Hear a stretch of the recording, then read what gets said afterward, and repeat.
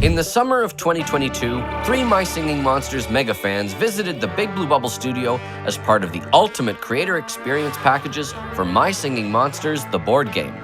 They got an exclusive behind-the-scenes look at how we bring the monster world to life, from unique monster sounds to wild monster designs, and even a sneak peek at some top-secret projects.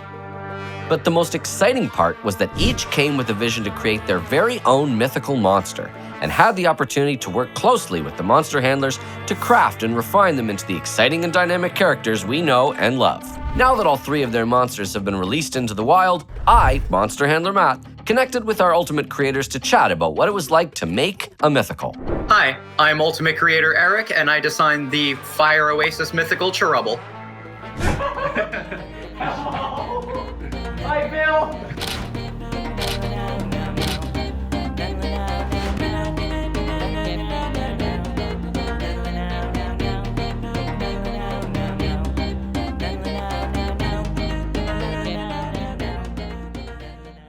Hello, I am Ultimate Creator Quinn, and I designed the Earth Island Mythical, Hehehe.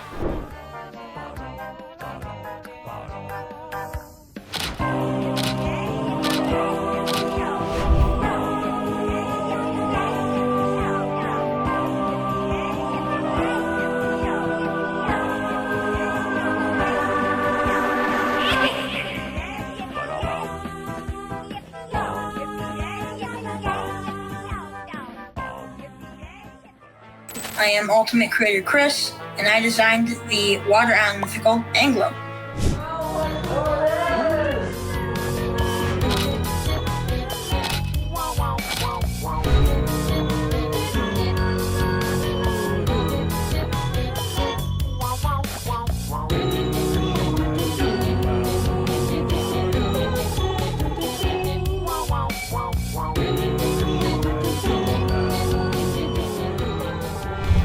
Okay, so we've got some questions for you guys today. Let's start with this one. What was the hardest part about designing your mythical monster? Possibly the colors. I know we spent a lot of time trying to get the right color scheme for the monster, and there was a lot of inspiration with like jesters, of course, but also hyenas, and we were messing with a bunch of different color schemes, but we ended up going with mostly red and then some kind of darker red, purplish hues, and I think that worked really well. I think the hardest part of the creation process for Cherubble was honestly everything sound-wise.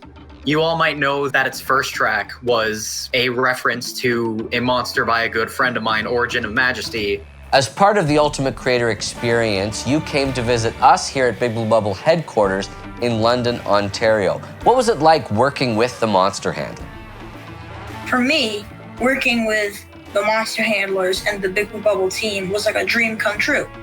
I had always looked up to you very much and was hoping that one day I could join you in your expedition to make the best games possible. For me, working with the monster handlers, I mean this in the best way possible, I was kind of shocked by how casual the whole atmosphere is. Like you were all just kind of like chill, laid back, let's make a thing.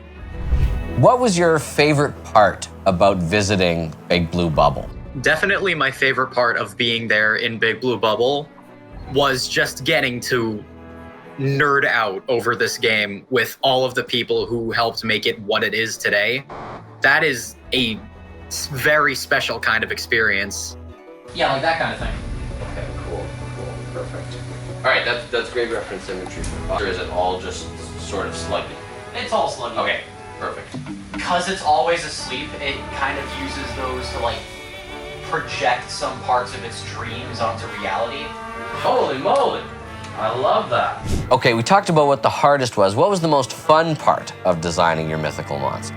The most fun part about creating Hehe was creating Hehe as in its vocal sound, not the monster. I just remember we sort of had that moment when we were making the sound where it kind of just all fit together with the idea of a laugh and a hyena monster, and monster handler Matt just like went to the microphone and went Hehe, and that turned into the sound. And we kept like saying that over and over during the designing process, and it was very amusing. One of my first ideas was like Like hee hee hee, but there's an H that's like hyena. One set of yours could be the sound, one set could look like a jester hat, where they're like bells on the ends, maybe. Of course, these creator mythicals were not releasing alone. Each was accompanied by its very own dream mythical, brought to life by the power of Dreamcraft on Mythical Island. Was anyone surprised by what the monster handlers had come up for with their dream mythical?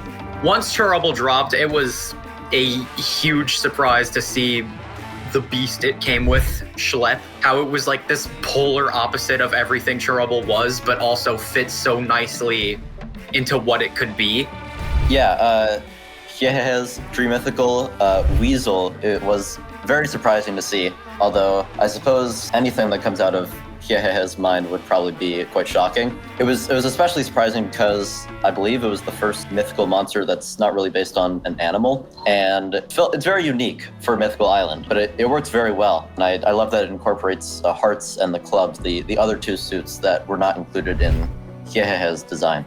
Meeting Pinghound was definitely a surprise for me, and it was really cool seeing how Anglo could have such a friendly buddy in the monster world in the form of Pinghound, its loyal alien pet. The creative process is a rewarding one in and of itself, but of course what made the Ultimate Creator experiences special is the fact that these creations were going to be made official canon contributions to My Singing Monsters. What was it like to see the My Singing Monsters community react to your mythical monster? It was amazing to see so many different creators, fan creators and YouTubers playing the game and seeing their reactions to my monster. I just love seeing all the fan art, especially fan art that includes all three of the creator monsters. And actually, I met someone who gave me a printed out copy of their fan art. It was just really amazing to see. It made me feel very proud to have a permanent creation in possibly my favorite game of all time. Now, each of you were here at Big Blue Bubble for several days. Was there anything about the trip that surprised you, about the studio, about the people, something unexpected or different than how you'd imagined it? I think one of the most surprising things about visiting Big Blue Bubble was probably hearing Mythical Island before a lot of other people did. I was in no way expecting an island with all the mythicals, but I should have known that you had something up your sleeve. The Ultimate Creator experiences were one of a kind, well, actually 3 of a kind. And we're just wondering, did this experience inspire any of you to pursue a future in video games? I was already very interested in game design before the Ultimate Creator experience, but working with Big Blue Bubble just made me realize how amazing a game design environment can be. And it's just made me even more passionate about that field. And I'm already this fall going to college for game design. So I'm very excited, and I hope that one day I could be a monster handler. Over the course of the development of the Ultimate Creator Mythicals, you 3 had the opportunity over email to start to get to know each other, share your ideas, share your excitement about your monster that was going to be releasing. But here we all are in one space. So if you could pay one compliment to another Ultimate Creator about what they contributed to My Singing Monsters, what would it be? With Anglo, Chris, your love for like everything deep ocean related really shines through in the entire world you've created just for this one monster. Thank you.